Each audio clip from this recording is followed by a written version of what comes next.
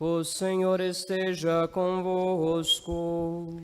Ele está no meio de nós. Proclamação do Evangelho de Jesus Cristo segundo Lucas. Glória a vós, Senhor.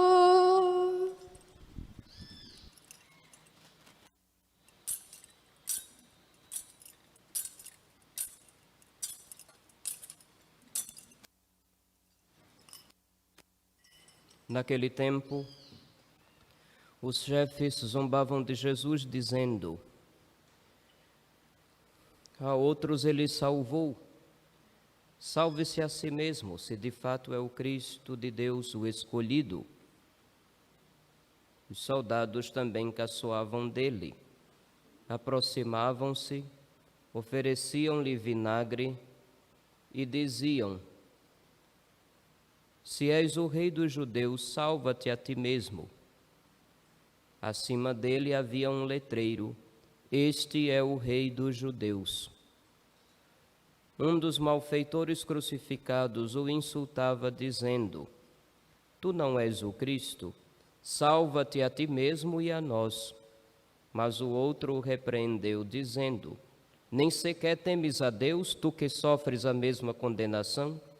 Para nós é justo, porque estamos recebendo o que merecemos. Mas ele não fez nada de mal. E acrescentou: Jesus, lembra-te de mim quando entrares no teu reinado. Jesus lhe respondeu: em verdade eu te digo, ainda hoje estarás comigo no paraíso. Palavra da salvação.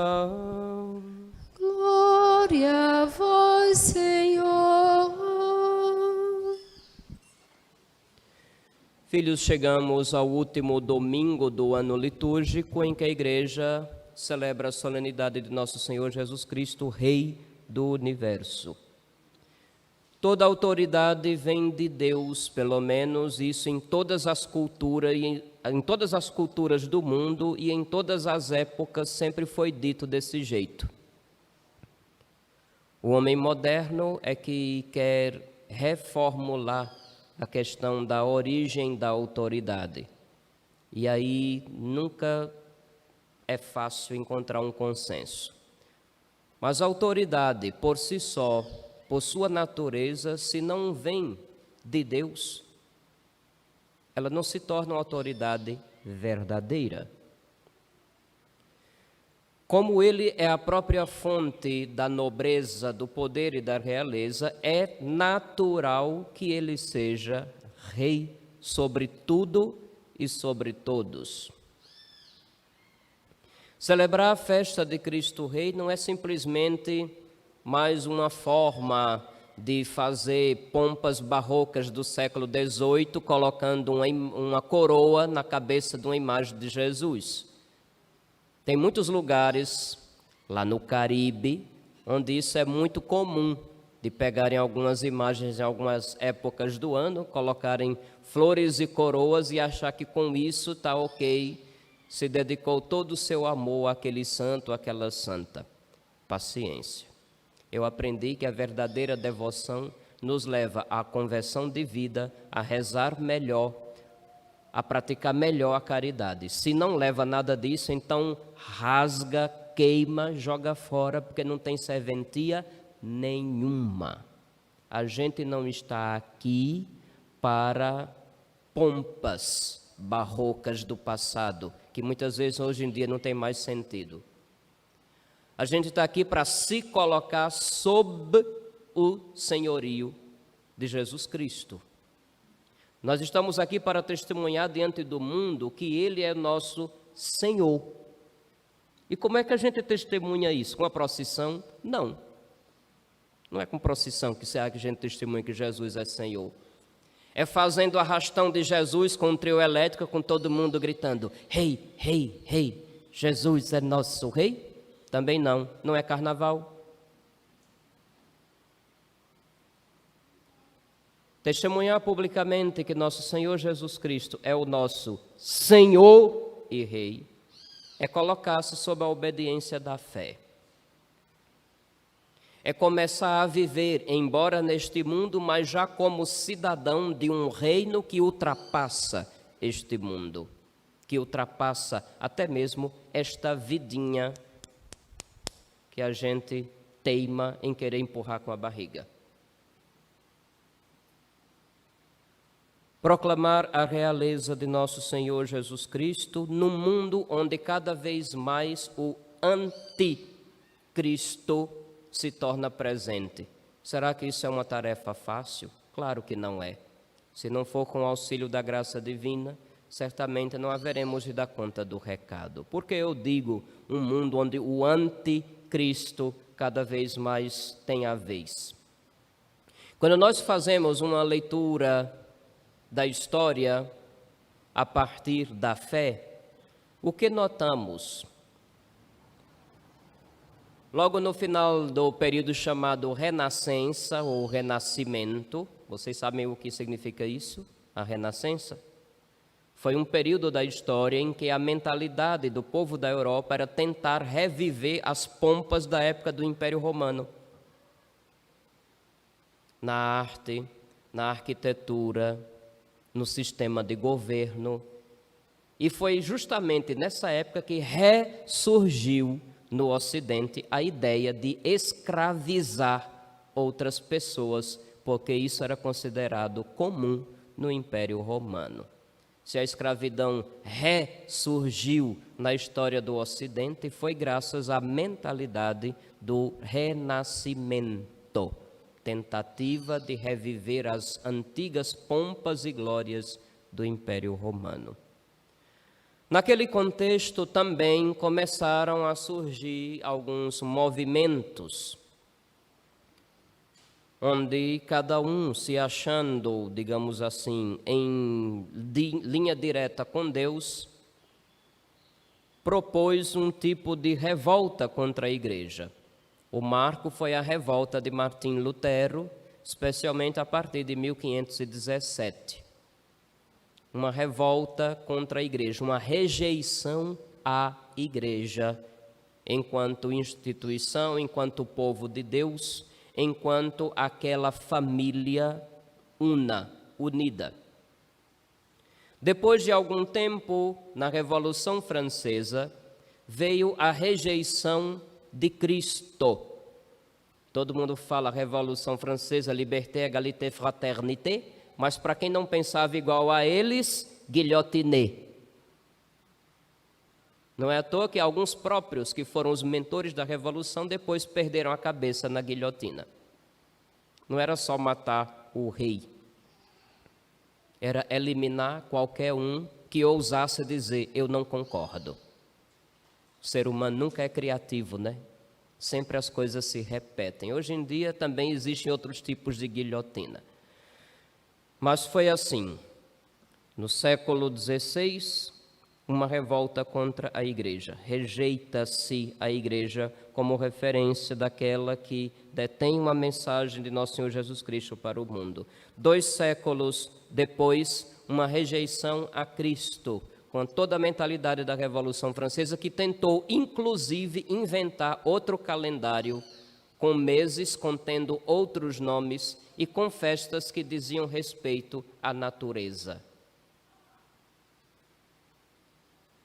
Quase 200 anos depois, a Revolução Comunista, a revolta contra Deus. Primeiro se rejeita a igreja, depois se rejeita Cristo, depois se rejeita Deus com o comunismo. E os anos que nós estamos vivendo com essas mentalidades surgidas, justamente já fruto desse processo, onde a ideologia de gênero e o ecologismo anti-humano, vocês podem observar que hoje em dia muitos programas e filmes começam falando de destruição causada pelo ser humano e uma crítica como se a humanidade fosse o câncer do planeta. Já viram isso em algum lugar? Até nos filmezinhos inocentes de criança que vocês passam para os filhos de vocês, essa mentalidade está sendo jogada. Do tipo, você tem direito a ser o que você quiser, o ser humano é o câncer do planeta, se a humanidade não existisse seria melhor. Eu já disse a receita, quando você escutar uma pessoa falando esse tipo de bobagem, peça para ela cavar um buraco, tira a roupa e se enterre ainda vivo. Já que o ser humano, segundo a mentalidade daquela pessoa, é um câncer que precisa ser eliminado, é melhor que pelo menos se transforme em adubo. Então, um ecologista radical que pensa desse jeito, o melhor conselho que a gente pode dar é: cave um buraco e se enterre. Não tem outra solução. Se rejeitou a igreja, se rejeitou Cristo, se rejeitou Deus e agora se rejeita a humanidade. Quando vocês menos pensarem, o reino do anticristo já está instalado e vocês não se dão conta. Se brincar, vocês até colaboram de certa forma. Dizemos que Cristo é nosso rei, mas muitas vezes somos cúmplices do reino do anticristo, sem perceber. Meus filhos, se fala muito do anticristo que a gente pensa logo que é um cara igual às novelas bobas da Rede Record. Um cara que vai assumir aquele aparato religioso espetacular e vai dizer: eu sou contra Jesus, eu sou contra. Ele não vai dizer isso. Quer dizer, ele não está dizendo isso diretamente. Ele faz isso com as atitudes. Ele faz todo mundo acreditar que ele é bonzinho. E assim por diante. Então, o próprio povo, acreditando nessa suposta bondade, acaba sendo conivente com essas coisas que aos poucos se impõem na nossa vida em sociedade. Talvez aqui em Laranjeiras vocês ainda não tenham percebido, mas também esse reinado do anticristo já está fazendo seus efeitos por aqui. Se eu fosse entrar em detalhes sobre tudo o que eu sei da terra de vocês, vocês se espantariam. Mas tem coisa que não vale a pena a gente nem mesmo gastar saliva. Proclamar Jesus como nosso rei tem consequências, não apenas espirituais, que muita gente pensa que a religião é apenas o mundo das nuvens, o mundo espiritual. Tudo o que é espiritual tem consequências e ressonâncias nesse mundo material onde nós vivemos. Porque espiritualidade, um poder espiritual é um poder que instrui, que forma mentalidades, que inspira atitudes. Qualquer um que forge mentalidades tem um certo poder espiritual exercendo sobre os outros, por mais que se declare ateu. Não tem como escapar disso. Tem consequências proclamar Jesus Cristo, o Rei do Universo. E a primeira consequência, se realmente acreditamos nisso que proclamamos, é se preparar para entrar em rota de colisão com a mentalidade que nos cerca. Quando eu digo do mundo, muita gente pensa que é uma coisa lá longe. Então é melhor dizer assim, a mentalidade que nos cerca.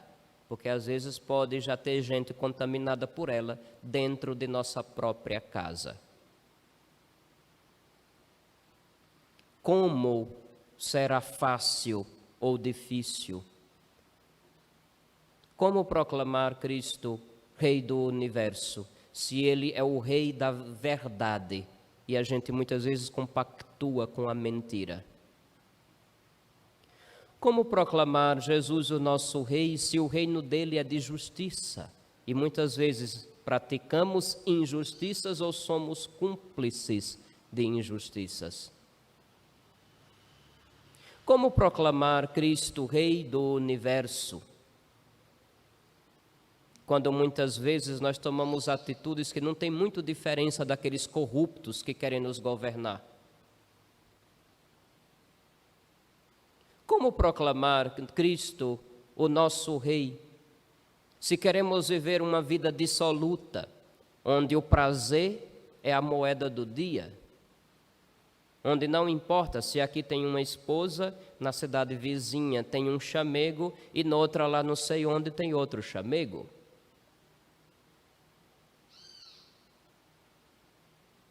Não se trata de realidades apenas espirituais. Existem consequências práticas no dia a dia nosso, que ultrapassam os limites das portas desta igreja. Já vi o espetáculo em outros lugares, de num desses arrastões de Jesus, um certo jovem, na hora que começaram rei, rei, rei, Cristo é nosso rei, ele começou a pular empolgado. Estava achando aquilo maravilhoso. Aí no meio do pula-pula, a carteira dele caiu do bolso. E eu não sei como, mas se abriu. Aí foi camisinha para todo lado. Até uma foto da amante acharam no meio das coisas. Isso só para citar as hipocrisias de muita gente que se acha cristão só porque um dia foi batizado ou porque carrega um crucifixo pendurado no pescoço.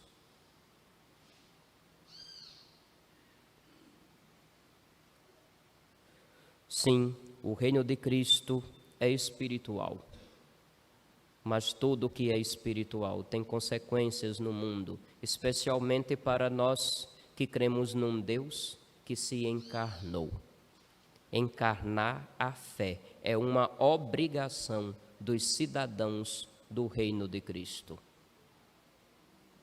Tomar consequências práticas nas escolhas, desde as mais íntimas, desde aquelas pessoais, aquelas que só diz respeito aos limites de sua casa, como aquelas escolhas que também fazemos para além, aquelas escolhas cujo resultado afetarão a vida em sociedade como um todo.